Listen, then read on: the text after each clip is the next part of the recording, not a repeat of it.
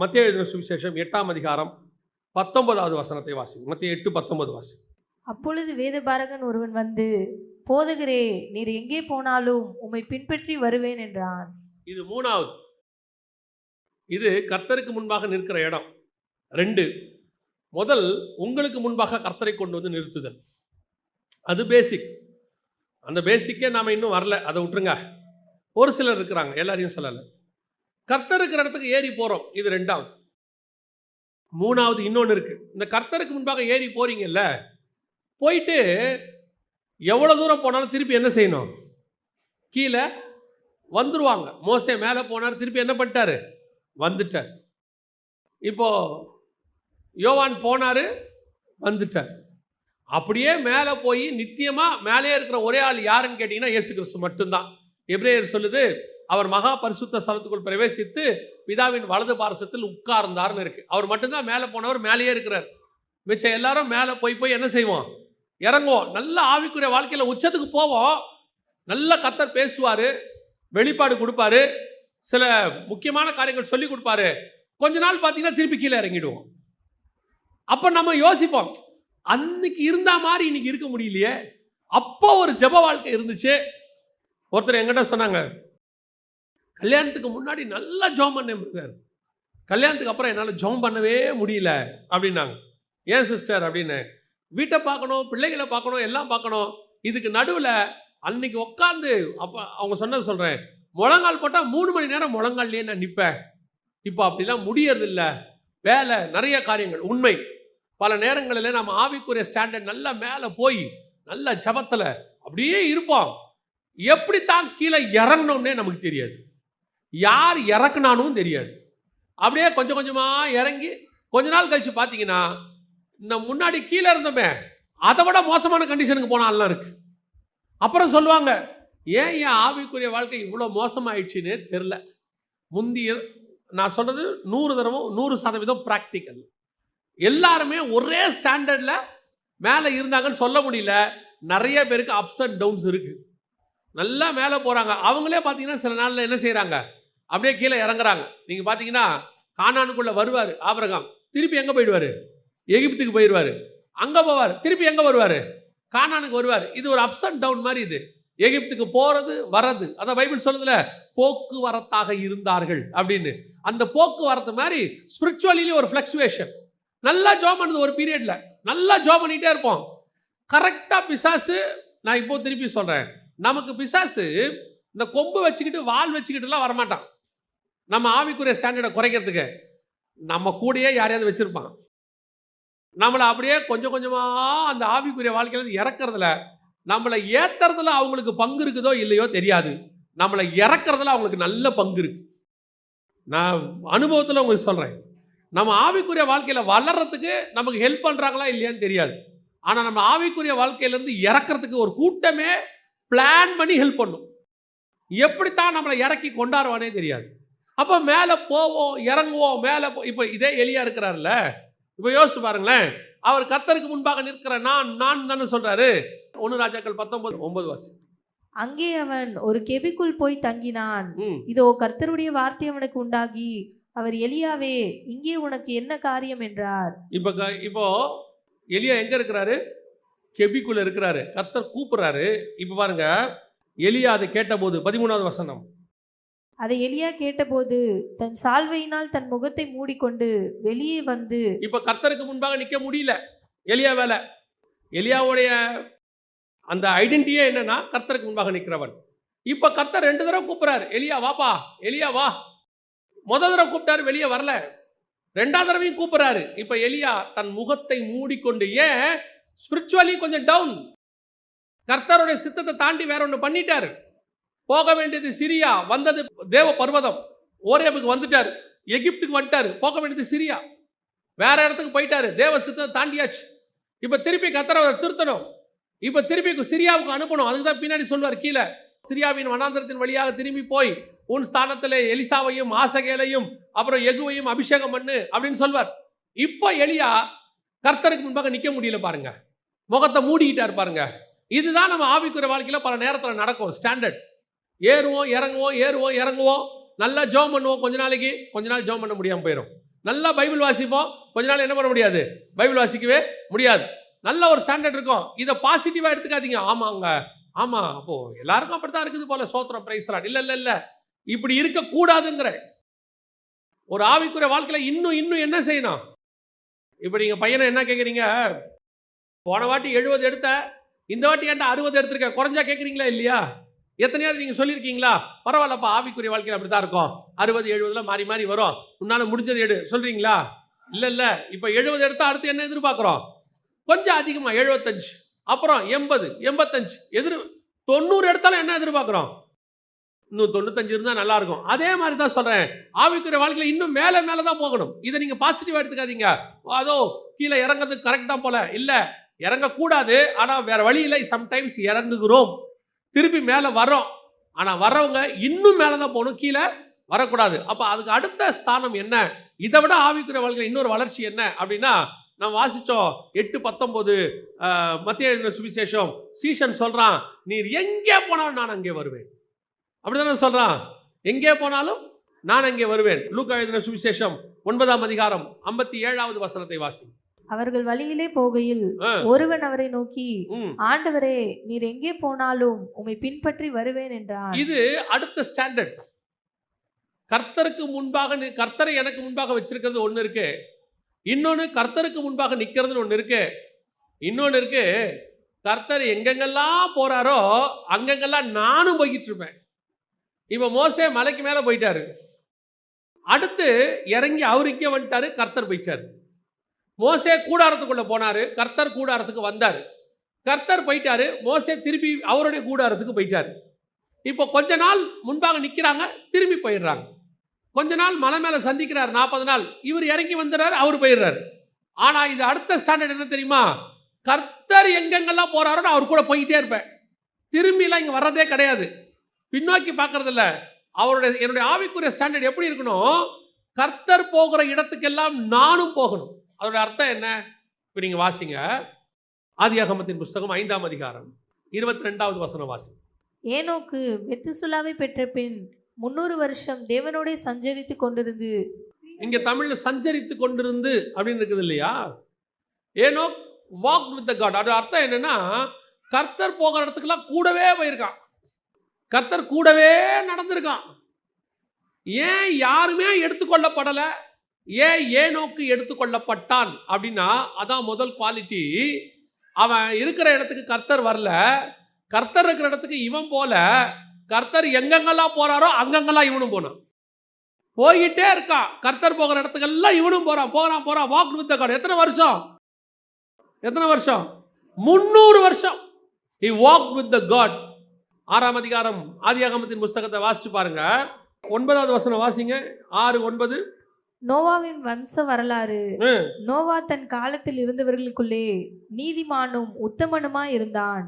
நோவா தேவனோட சஞ்சரித்து கொண்டிருந்தான். இன்னைக்கு கரெக்டா பாருங்க, இந்த ஜல பிரளயத்துக்கு தப்பிச்சவன், கர்த்தரோட எடுத்துக்கொள்ளப்பட்டவன், இவன் கதையெல்லாம் பாருங்க, தெளிவா இருக்குது. they walked with the God. இது 3வது, இன்னும் கொஞ்சம் ஸ்டாண்டர்ட் மேலே, கர்த்தரோடு கூட நடக்கிற அனுபவம். அப்படின்னா கர்த்தரோடு நடக்கிறதுனா என்னங்க?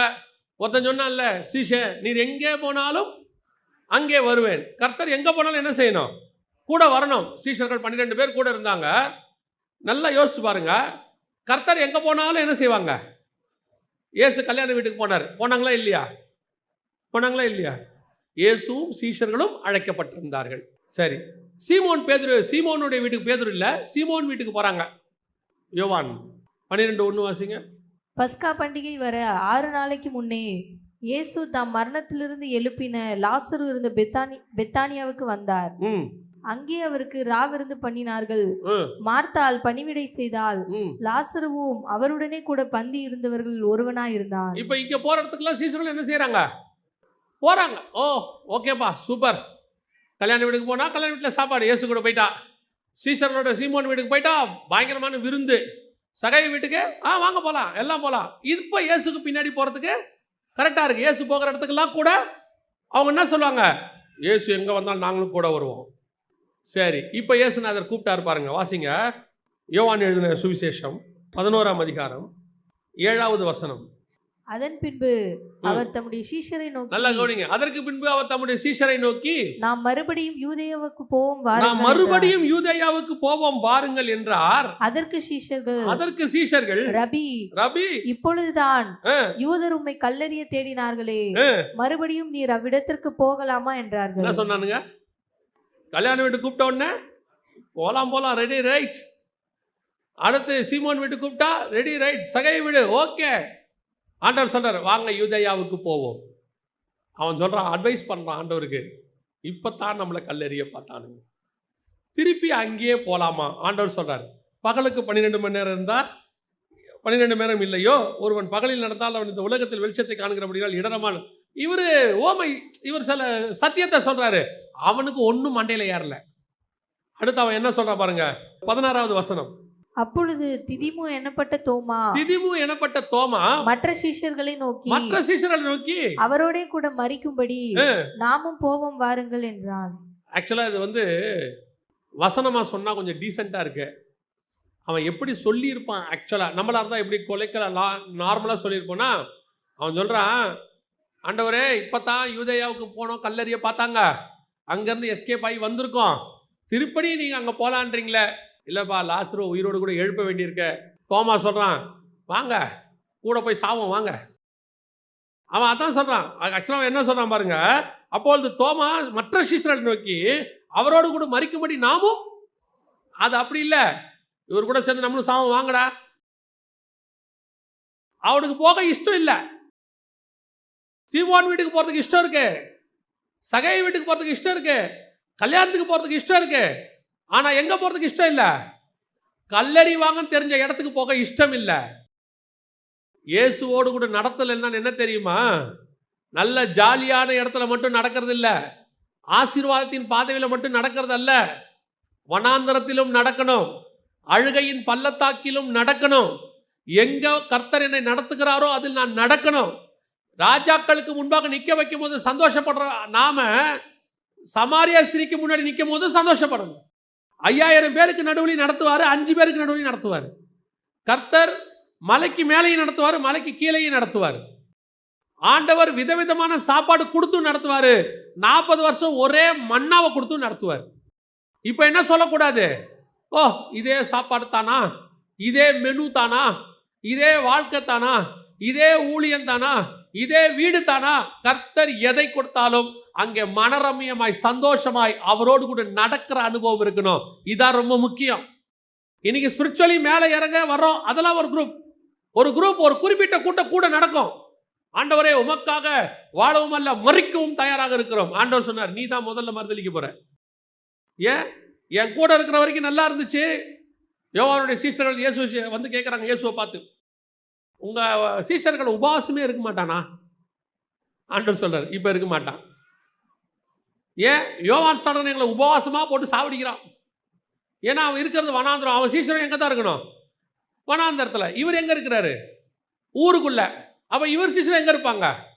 அவன் வனாந்திரத்தில் காட்டுத்தேனும் வெட்டுக்கிளியும் காட்டுத்தேனும். அப்போ அவன் சீஷர்களுக்கு என்ன கிடைக்கும்? அதான் கிடைக்கும். கூட இருந்தால் அதான் கிடைக்கும். இயேசுநாதருக்கு விதவிதமாக சாப்பாடு.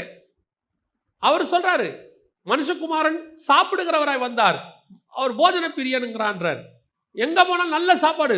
கூட வந்தா கூட போயிட்டா போதுங்க, சாப்பாட்டுக்கு கவலையே இல்லை. அதுவும் நம்ம சீசன் இருக்கிறான் பாருங்க, பெரிய ஆளு, நல்ல அவனும் சாப்பிட்டுருவான். மிச்ச மீதி இருந்தால் கூட நிறைய எடுத்து வச்சுப்பான், எல்லாத்தையும் சாப்பிட்ருவான். பத்தாத்துக்கு வயல்வெளியில் போகும்போது இருக்கிறதெல்லாம் எடுத்து குறிச்சிக்கிட்டே போவான். ஸ்நாக்ஸ். 3.5 வருஷம் பசி கிடையாது, பட்னி கிடையாது. ஏதாவது கொஞ்சம் பசிக்கிற மாதிரி இருந்தால் சும்மா அற்புத அடையாளம் நடக்கும், ஏதோ ஒன்று நடக்கும். சந்தோஷமாக இருந்திருக்காங்க. இப்போ இயேசுகிட்ட வந்து கேட்குறான், யோவான் சீஷகர் ஆதகமாக கேட்குறான், எங்களை அவன் உபவாசமாக போட்டு கொள்கிறான், அப்படியே கொடுத்தாலும் காட்டுத்தேனு வெட்டுக்கிளி தான் தரான், இவனுங்க நல்லா திங்கிறாங்க, இல்லை இவங்களுக்கு உபவாசமே கிடையாதா? நான் போவேன். அப்போ இருக்கு இவனுங்களுக்கு. அதை கொஞ்சம் டீசெண்டாக சொல்லுவார், மணவாளன் கூட இருக்கிற வரைக்கும் அவர்கள் அப்படி இருக்க மாட்டார்கள். மணவாளன் எடுத்துக்கொள்ளப்படுகிற காலம் ஒன்று வரும். அன்னைக்கு என்ன நடக்கும்? பசியோ பஞ்சமோ பட்டினியோ நிர்வாணமோ நாசமோசமோ எல்லாம் வரும். இங்கே எப்படி நடந்தேனோ அப்படியே அங்கேயும் நடக்கணும். இயேசு எனக்கு எல்லாத்தையும் கொடுக்கும் போது அவரோட நடந்த பாருங்க, சோத்திரம் சோத்திரம் சோத்திரம், கர்த்தர் என்ன ஆசீர்வதிச்சிருக்கார், கொடுத்திருக்கார், ஓ பிரைஸ் காட். அதே நேரத்தில் ஆண்டவர் உன்னை வேற ஒரு பாதையில் நடத்தும் போது நீ எதிர்பார்த்த ஆசீர்வாதம் இங்கே இருக்காது. ஊழியத்துக்கு வர்றதுக்கு முன்னாடி நல்லா சம்பாரிச்சிட்டு இருந்த காலத்தில் ஆண்டவர் திடீர்னு ஊழியத்துக்கு வான்னு சொன்ன போது ஊழியத்துக்கு வந்தாச்சு. இங்கே முதல்ல ஒரு 11 மாதம் எந்த ஊழியமும் இல்லை. நான் பலமுறை சொல்லியிருக்கிறேன், ஊழியத்துக்கு எதுவுமே இல்லை, காசே இருக்காது. அங்கே எப்படி வேலை பார்க்கும்போது எப்படின்னா, நான் இருந்தது ஒரு ஸ்டோர். அந்த ஸ்டோரை சுற்றி வரும்போதே சாக்லேட் எடுத்து சாப்பிட்டுக்கிட்டே வரலாம், அந்த ஸ்டோரை சுற்றி வரும்போதே சிப்ஸ் எடுத்து சாப்பிட்டுக்கிட்டே வரலாம், ஒரு ட்ரிங்க் எடுத்து குடிச்சிக்கிட்டே வரலாம். அந்த ஸ்டோருக்கு வேறு இன்சார்ஜ் நம்ம தான், ஒரு வயலும் கேள்வி கேட்க மாட்டான். அப்படியே எடுத்து காலையில் உள்ளே வந்த உடனே நல்ல ஒரு இந்த ஃப்ளேவர்டு மில்க்குன்னு சொல்லுவாங்க, அந்த ஃப்ளேவர்டு மில்க் எடுத்து குடிச்சிக்கிட்டே அப்படியே ஒரு ஸ்டோரை சுற்றி கணக்கு பார்க்கறது. அப்படி இங்கே வந்தால் 10 ரூபா தான் இருக்குது, வெளியே போனால் பாக்கெட்டில் டீ குடிச்சிட்டோம்னா அடுத்த காசு இருக்காது. நான் சொல்கிறது ஊழியத்துக்கு வந்த முதல் 11 மாதம் 2004 ஜனவரியிலேருந்து டிசம்பர் வரைக்கும் ஒன்றும் கிடையாது. கொடுக்கறதுக்கு ஆள் இருந்துச்சு. இவர் மேலே ஒருத்தர் உட்காந்துருக்காருல்ல, அவர் ஒருத்தனையும் கேட்கக்கூடாதுன்ட்டார். எங்கள் அம்மா இருக்காங்க, கேட்டால் கொடுப்பாங்க. நண்பர்கள் நல்ல நிலைமையில் இருந்தாங்க, கேட்டால் கண்டிப்பாக தருவாங்க, இல்லைன்னு சொல்ல மாட்டாங்க. ஆனால் கர்த்தர் யாருக்கிட்டையும் கேட்கக்கூடாதுன்ட்டார். நான் தான் உனக்கு தருவேன். அந்த 11 மாதமும் கர்த்தர் கொடுத்தார், இல்லைன்னு சொல்லலை. ஆனால் நாம் ஒரு வாழ்க்கை வாழ்ந்தோம்ல, அது கிடைக்காது. காலையில் எழுந்திரிச்ச உடனே ராஸ்பெரி ட்ரிங்க்கு, அப்படியே கிறிஸ்பு சாப்பிட்டுக்கிட்டு, ஒரு சாக்லேட்டை சாப்பிட்டுக்கிட்டு, ஆர்டர் பண்ணி சாப்பிட்டுக்கிட்டு, ஜாலியாக சுற்றிக்கிட்டு, ஆண்டவர் கூப்பிட்டது இங்கே விட்டாருன்னா இங்கே எப்படின்னு கேளுங்க. திடீர்னு ஒருத்தர் ஊழியத்துக்கு கூப்பிட்டாரு. ஊழியத்துக்கு கூப்பிட்டு, நமக்கே ஊழியத்துக்கு கூப்பிட்ற பெரிய விஷயம், கூப்பிட்டுட்டாரு. அங்கே போனால் அவர் ஒரு ஸ்கூலில் 4 பெஞ்சை போட்டு நடுவில் படுக்க வச்சிருக்காரு. நாம் இங்கே இருந்த இருப்பு வேற. நம்ம இருந்தது லண்டனில் ஒரு இடத்துல, நமக்குன்னு ஒரு இடம் கொடுத்துருந்தாங்க, தனி வீடு மாதிரி, அங்கே இருக்கோம். இப்போ ஊழியத்துக்கு கூப்பிட்டாங்க. கூப்பிட்டா இங்கே வந்தால் ஒரு இந்த மாதிரி ஒரு ஸ்கூலு, சர்ச்சுக்கு மேலே ஸ்கூல், அந்த ஸ்கூலில் 4 பெஞ்ச் போட்டு அதுக்கு மேலே ஒரு பெட்டு போட்டு, பாஸ்டர் இங்கே இருந்துக்கலாம்ல அப்படின்னாரு. மாட்டேன் நான் சொல்ல முடியும், இல்லைன்னா ஊழியத்துக்கு வேணான்ட்டாங்கன்னா. அப்போ தான் ஊழியம் கிடச்சிருக்கு. அங்கே படுத்து அங்கே தான் படுத்துருந்தோம். தப்பு சொல்லலை, என்ன அனுபவத்துக்கு அது ரொம்ப புதுசுங்கிற. நம்ம எதிர்பார்த்தது இங்கே இருக்காது, இது வேற பாதை. அங்கேயும் நடத்துனது கர்த்தர் தான், இங்கேயும் நடத்துனது கர்த்தர் தான். எல்லா இடத்திலும் கர்த்தரோடு கூட நடக்க ரெடி ஆயிரணும். ஊழியம் என்பது வெறும் பட்டு மெத்தையும் பஞ்சு மெத்தையும் இருக்கிற இடமே கிடையாது. பல நேரங்களிலே வனாந்தரத்தில் வரணும். மணவாட்டி எங்கே வந்தாலும் மணவாளனோடு சாஞ்சிக்கிட்டு அவருடைய மார்பிலே சாய்ந்து கொண்டு, வனாந்தரத்தில் வருகிற இவள் யாரோ, இவ எங்கே வராளாம்? வனாந்தரத்தில். அவரோடு கூட இப்போ யோசிச்சு பாருங்களேன், இயேசு கிறிஸ்து திடீர்னு ஆவியானவரை கூட்டிகிட்டு போகிறார். எங்கே கூட்டிகிட்டு போனார்? வனாந்தரத்துக்கு கூப்பிட்டு போனார். அவர் கூப்பிட்டு போகிற இடம்லாம் ரொம்ப வித்தியாசமாக இருக்கும். அந்த ஆவியானவர் எசேக்கியேல் 37ஆம் அதிகாரத்தில் கர்த்தருடைய நாளில் ஆவிக்குள்ளானேன் எங்கே போனார்? எலும்புகள் நிறைந்த பள்ளத்தாக்கு, சுடுகாடு, சுடுகாடில் கொண்டு போய் விட்டார். இங்கே வெளிப்படுத்தல் 17 கர்த்தருடைய நாளில் ஆவிக்குள்ளானேன், அப்பொழுது வனாந்தரத்தில் கொண்டு போய், ஆண்டவர் கொண்டு போய் விடுற இடம்லாம் எப்படி தான் இருக்கும்? வனாந்தரம் இருக்கும். ஆசீர்வாதமும் வைப்பார், வைக்க மாட்டேன்னு சொல்லலை. சில நேரத்தில் வனாந்தரமாகவும் நடத்துவார், எலும்புகளின் பள்ளத்தாக்குலையும் நடத்துவார். நாம் நடந்து போக வேண்டியது அவசியமாக இருக்கும். இங்கே நடக்கும்போது எவ்வளவு மனரமியமாய் சந்தோஷமாய் இருந்தோமோ அதே மனரமியம் சந்தோஷம் இங்கே நடக்கும் போதும் இருக்கணும். அதுதான் நீர் எங்கே போனாலும் உம்மை நான் பின்பற்றுவேன். ஏனோக்கு தேவனோடு கூட நடந்தார். 300 வருஷம் நீங்க எங்க வேணா நடத்துங்க ஆண்டவரே. 300 வருஷம் நடத்தின எல்லா இடத்துலையும் நடத்தான். முறுமுறுப்பு கிடையாது, எந்த விதமான எதிர்ப்பு கிடையாது. அதனால தான் வசனம் சொல்லுது, ஏனோக்கு தேவனோடு கூட சஞ்சரித்து கொண்டிருக்கையில் காணப்படாமல் போனான். இது 3வது அனுபவம், மிக முக்கியமானது. தேவனோடு கூட நடந்து கொண்டிருக்கையில் காணப்படாமல் போனான்.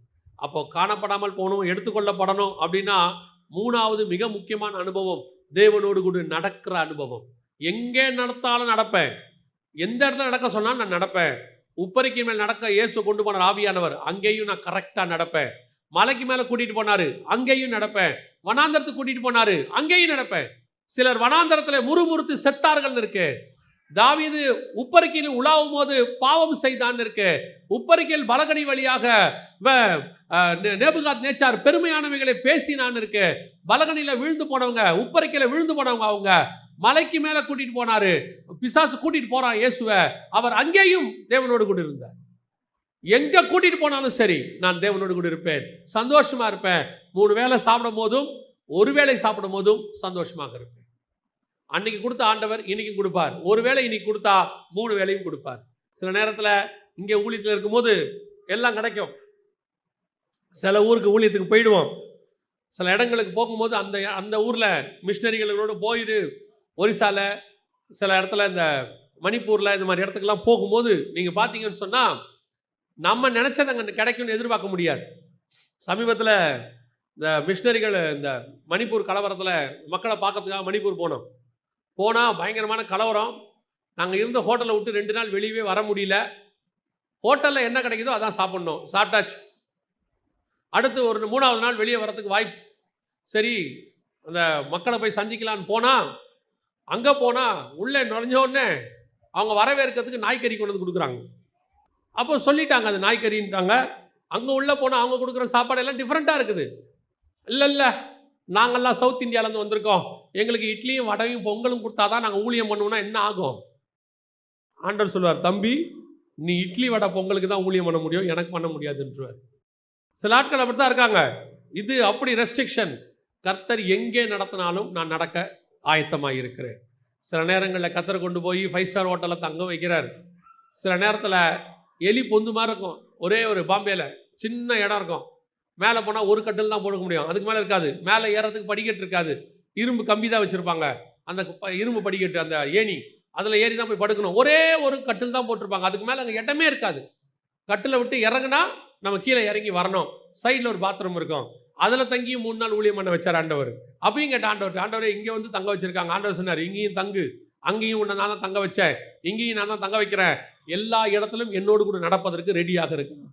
இங்கே முடியாது, வாய்ப்பு இல்லை, சான்ஸ் இல்லை, நான்லாம் யார் தெரியுமா, எப்பேற்பட்ட ஊழியக்காரர் தெரியுமா? ஆண்டவர் சொல்வார், நீ எடுத்துக்கொள்ளப்படுறதுக்கு லாய்க்கு இல்லாத கூட்டம். நீ என் கூட நட, உன்னை எல்லா இடத்துலையும் நடக்க வைக்கிறேன். நான் வெறும் வனாந்தரத்தில் தான் நடக்க வைப்பேன்னு சொல்லலை, பாலும் தேனும் ஓடுகிற தேசத்திலும் நடக்க வைப்பேன். கர்த்தர் என்னை எங்கே நடக்க பண்ணுகிறாரோ அங்கே நான் நடப்பேன். அல்லேலூயா.